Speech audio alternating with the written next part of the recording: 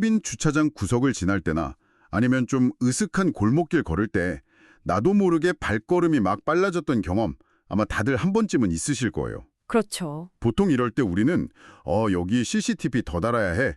아니면 경찰 순찰이 필요해. 이렇게 생각하잖아요. 네, 사후 대처를 생각하게 되죠. 근데 만약에 도시의 디자인 자체를 살짝 바꿔서 범죄가 일어날 틈을 아예 없애버릴 수 있다면 이건 어떨까요? 바로 그 접근법이 오늘 저희가 깊이 파고들 주제, 범죄 예방 환경 설계, 줄여서 셉테드, CPTED입니다. 셉테드. 네, 이건 단순히 범죄자를 막으려고 담을 높이거나 철조망을 치는 거랑 차원이 다른 이야기거든요.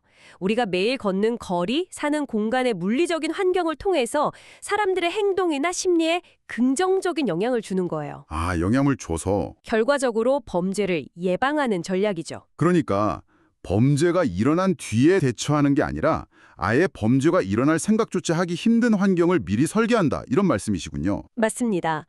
오늘 저희는 이 셉테드라는 개념이 어디서부터 시작됐는지, 또 그 원리가 실제 우리 동네를 어떻게 바꾸고 있는지, 그리고 이게 정말 만능 해결책인지 그 한계까지 여러 연구 자료들의 바탕으로 제대로 한번 파헤쳐 보겠습니다. 네. 디자인의 힘으로 우리 도시를 어떻게 더 안전하고 또 살기 좋게 만들 수 있는지 그 가능성과 고민을 함께 들여다보는 시간이 될 겁니다. 좋습니다. 그럼 이야기의 시작점으로 한번 가보죠. 애초에 범죄는 환경의 문제일 수 있다. 이런 생각은 어떻게 시작된 건가요? 보통은 범죄라고 하면 그냥 나쁜 사람, 개인의 문제라고 생각하기 쉽잖아요. 그렇죠. 그 생각에 물꼬를 친 사람이 바로 1961년에 제인 제이콥스라는 저술가입니다. 제인 제이콥스요? 네, 당시 도시계획의 대세는 효율성을 위해서 주거지역, 상업지역, 공업지역 이렇게 용도별로 도시를 딱딱 나누는 구획정리였거든요. 네, 그게 깔끔하죠. 근데 제이콥스는 미국 대도시의 죽음과 삶이라는 책에서 그게 오히려 도시를 죽이고 있다고 아주 강하게 비판했어요. 용도별로 깔끔하게 정리하는 게 왜 도시를 죽인다는 거죠? 오히려 더 체계적이고 좋아 보이는데요. 제이콥스는 그렇게 인위적으로 분리된 공간, 특히 낮에는 사람으로 붐비지만 밤에는 텅 비어버리는 업무지구 같은 곳 있잖아요. 아, 네네. 그런 곳이 지역사회의 자생적인 감시 기능을 완전히 파괴한다고 본 겁니다. 여기서 그 유명한 거리의 눈, Eyes on the Street이라는 개념이 나온 거예요. 아, 거리의 눈 들어본 것 같아요. 가게도 있고 사람 사는 집도 있고 공원도 있고 이렇게 다양한 용도가 뒤섞인 거리는 낮이나 밤이나 오가는 사람들이 많잖아요. 그렇죠. 그러면 그 동네 주민이나 상인들이 자연스럽게 서로의 감시자가 되어준다. 이런 거죠? 정확합니다. 저 사람은 처음 보는데? 저기서 왜 서성거리지? 하는 이런 자연스러운 관심이 잠재적 범죄자에게는 엄청난 심리적 압박이 된다는 겁니다. 와, 제이콥스의 이 아이디어가 셉테드의 사상적 뿌리가 된 셈이죠. 이론은 정말 직관적이고 멋진데 이걸 실제 건축 설계에 적용하기는 쉽지 않았을 것 같아요. 그냥 거리에 눈이 많아지게 집을 지어주세요 라고 할 수는 없으니까요. 맞아요. 그 추상적인 아이디어를 구체적인 건축 설계 언어로 번역해낸 사람이 바로 건축가 오스칸 뉴먼입니다. 오스칸 뉴먼. 네, 1972년에 방어공간이라는 책을 썼는데 여기서 아주 흥미로운 분석을 해요. 똑같은 저소득층이 사는 아파트인데도 왜 유독 고층 아파트에서 범죄율이 훨씬 높을까? 이 질문을 파고들었죠. 정말 궁금하네요. 왜죠? 단순히 사람이 더 많아서 그런 건 아닐 텐데요. 핵심은 영역성, 즉 테리토리얼리티였습니다. 영역성이요? 네, 쉽게 말해서 주민들이 여기는 내 공간이고 내가 책임지고 관리해야 해 라고 느끼느냐의 문제였어요. 고층 아파트의 복도, 엘리베이터, 계단 같은 공간은 수백 명이 함께 쓰잖아요. 그렇죠. 공용 공간이죠. 그러다 보니 누구도 내 것이라고 생각하지 않는 일종의 주인 없는 공간이 되기 쉽다는 거죠. 외부인이 들어와도 아무도 신경 쓰지 않고요. 아, 그래서 뉴먼이 공간의 위계를 만들으라고 제안했군요. 완전히 사적인 내 집부터 이웃 몇 집만 쓰는 반사적 공간, 또 아파트 주민 전체가 쓰는 반공적 공간, 그리고 누구나 다닐 수 있는 공적 공간까지 맞습니다. 이렇게 단계를 나눠서 외부인이 안쪽으로 들어올수록 여긴 들어오면 안 될 것 같은데? 하는 느낌을 받게 만드는 거군요. 바로 그겁니다. 제인 제이콥스의 거리의 눈, 그리고 오스카 뉴먼의 방어 공간, 이 두 개념이 셉테드의 양대 기둥이 된 거죠. 그렇군요. 결국 범죄자도 합리적인 계상을 하거든요. 범죄로 얻을 이익과 발각될 위험이라는 비용을 저울질하는데 셉테드는 바로 이 발각될 위험이라는 비용을 환경 설계를 통해 극대화시켜서 범죄를 포기하게 만드는 원리라고 할 수 있습니다. 알겠습니다. 이론은 이제 확실히 이해가 되네요. 제이콥스의 거리의 눈, 그리고 뉴먼의 방어 공간. 그럼 이 이론들을 현실 세계에 구현하려면 구체적인 도구들이 필요할 텐데 어떤 원리들이 적용되는 건가요? 네, 이걸 체계화한 게 보통 6가지 핵심 원리인데요. 이걸 하나씩 나열하기보다는 크게 두 묶음으로 나눠서 생각하면 이해가 쉬워요. 오, 두 묶음이요? 첫 번째 묶음은 하드웨어, 즉 물리적으로 환경을 어떻게 만드느냐에 대한 겁니다. 바로 자연적 감시와 자연적 접근 통제죠. 자연적 감시라면 아까 말씀하신 거리의 눈을 실제로 구현하는 방법이겠네요. 맞습니다. 핵심은 가시성을 높여서 범죄자가 숨을 곳을 없애는 거예요. 예를 들어 아파트 단지 담장을 속이 꽉 막힌 콘크리트 벽으로 만들면 안에서는 바깥이 안 보이고 바깥에서는 안이 안 보여서 오히려 범죄의 온생이 될 수 있거든요. 아, 이걸 안팎이 서로 보이는 투시형 펜스로 바꾸는 거죠. 조경도 재미있더라고요. 그 2피트, 6피트 규칙이라고 관목은 한 60cm 이하로 낮게 심고 큰 나무는 1.8m 아래 가지들은 다 쳐내서 성인 눈높이에서 시야를 가리지 않게 관리하는 거예요.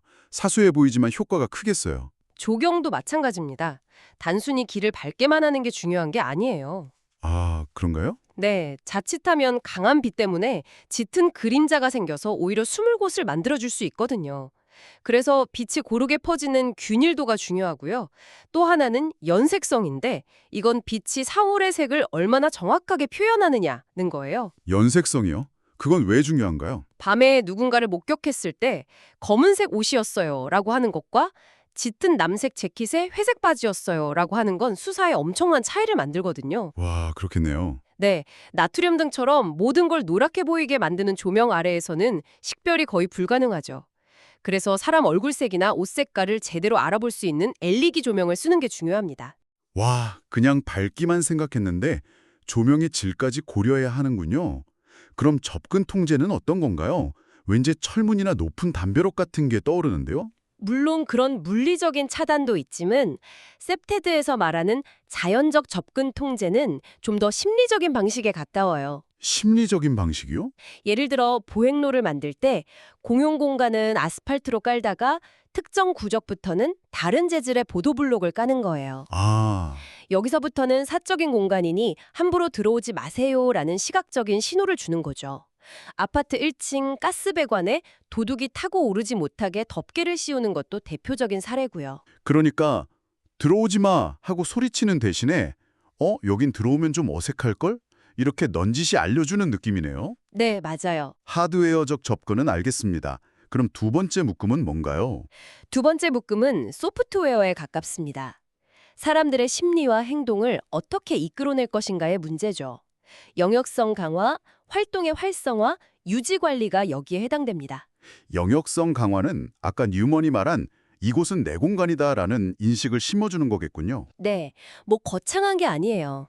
내 집 앞에 작은 화단을 가꾸거나 개성 있는 문패를 다는 것만으로도 이 공간은 주인이 있고 잘 관리되고 있다는 아주 강력한 메시지를 줍니다. 아, 외부인 입장에서는 괜히 심리적으로 위축되고 여기서 수상한 짓을 하면 금방 들키겠다는 생각을 하게 만들죠. 여기에 활동의 활성화가 더해지면 효과가 극대화되겠네요. 사람들이 많이 나와서 활동하게 만들어서 자연스럽게 거리의 눈을 늘리는 전략 말이에요. 그렇죠. 아파트 단지 놀이터나 운동시설을 구석진 곳이 아니라 각 세대 창문에서 잘 보이는 중앙에 배치하는 게 대표적입니다. 그럼 부모들이 집안일 하면서도 자연스럽게 아이들을 지켜볼 수 있고 그 공간 자체가 살아있게 되죠. 24시간 편의점 같은 것도요. 네, 맞아요. 건물 1층에 24시간 편의점을 유치하는 것도 밤 시간대 거리에 사람과 불빛을 유지하는 아주 효과적인 전략이고요. 그리고 이 모든 것의 바탕이 되는 게 바로 유지관리이겠군요. 그 유명한 깨진 유리창 이론과도 딱 연결되는 것 같고요. 바로 그겁니다.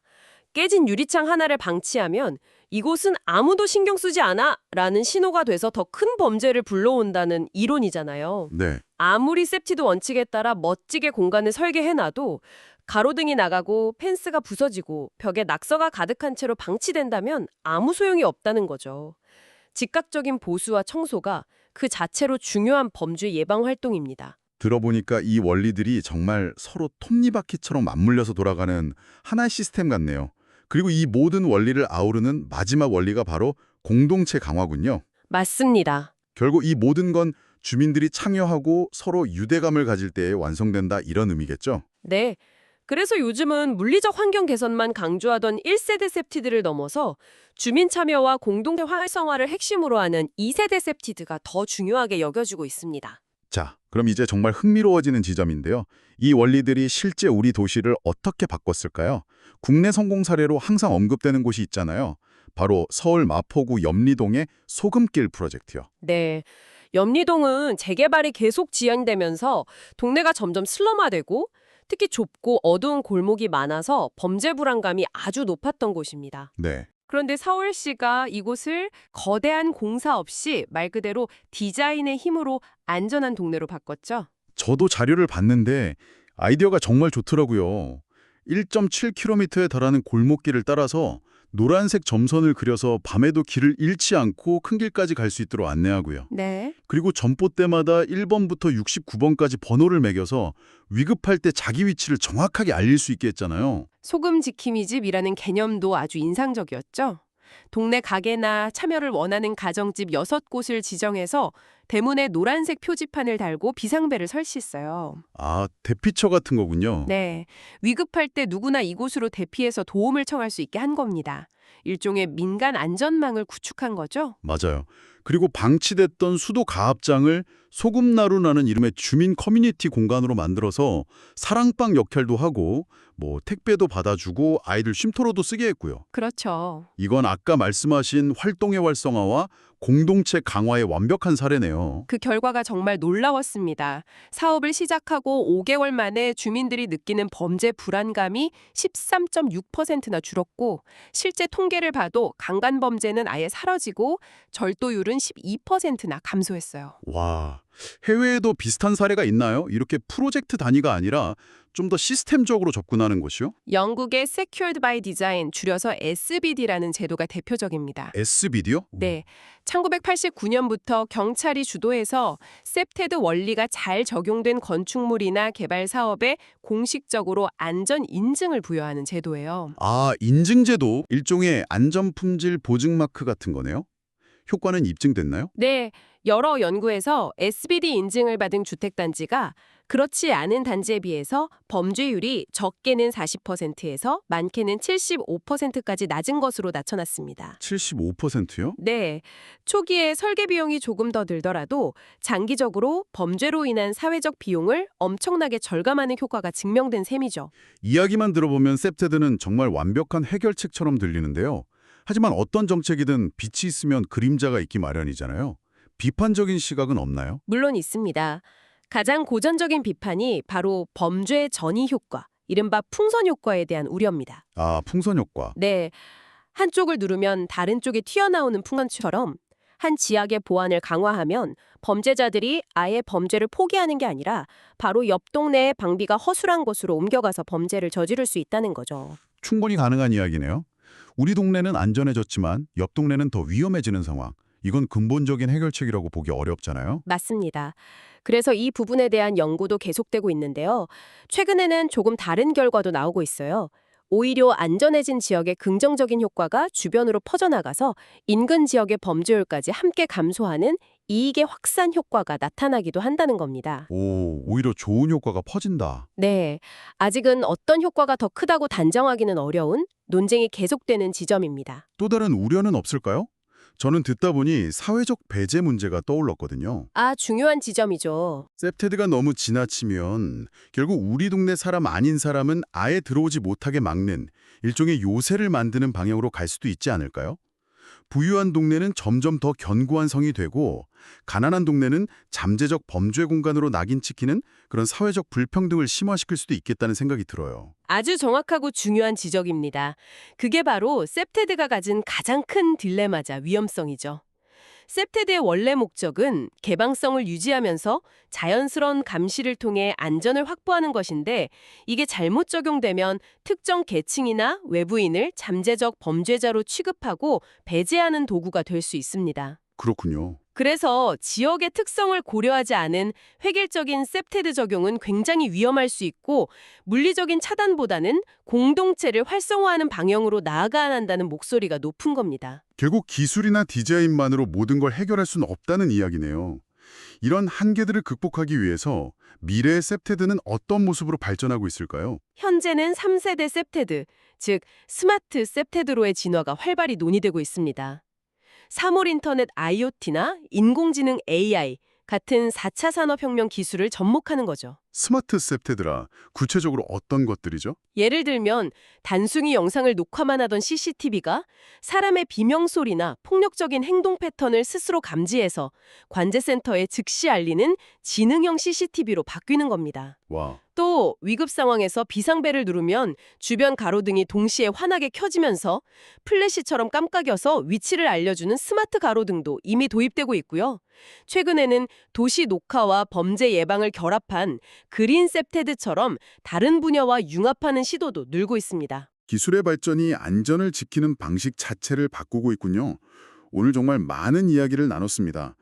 도시의 물리적인 설계가 우리 안전과 심리에 얼마나 큰 영향을 미치는지 셉테드의 세계를 깊이 들여다봤는데요. 네, 오늘 나눈 이야기의 핵심은 결국 셉테드가 단순히 CCTV나 높은 담장 같은 하드웨어만으로 완성되지 않는다는 겁니다. 그렇죠. 주민들의 적극적인 참여라는 소프트웨어, 그리고 망가진 시설을 즉시 고치는 꾸준한 관심과 노력이라는 휴먼웨어가 결합될 때 비로소 진정한 힘을 발휘한다는 거죠. 맞습니다. 그리고 이런 원리들은 도시 계획가나 건축가에만 필요한 지식은 아닌 것 같아요. 그럼요. 지금 이 방송을 듣고 계신 당신이 사는 동네를 한번 둘러보세요.